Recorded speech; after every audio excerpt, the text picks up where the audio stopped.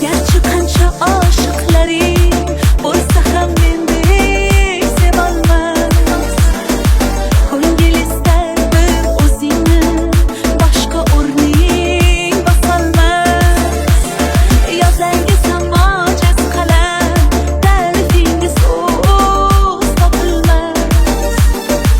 Men uchun hammadan yaxshi o'zingsan, boshqasi bo'lolmas. Ko'rolmaslar ko'rib qo'ysin, bunday sevgi olamda yo'q. Yulduz to'la kun aytsin, bunday go'zal dunyoda yo'q.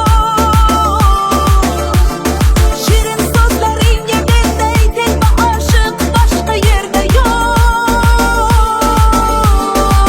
Devonangman devona, manday devona, ishon boshqa yo'q, ishon boshqa yo'q.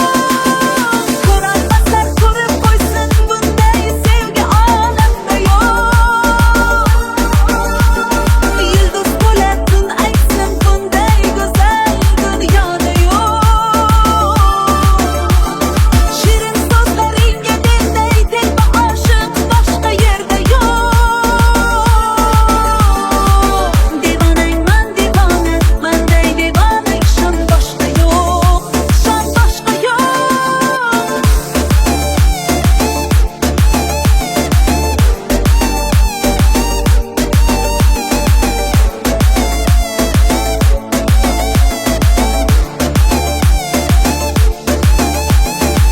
Bir bor ko'rib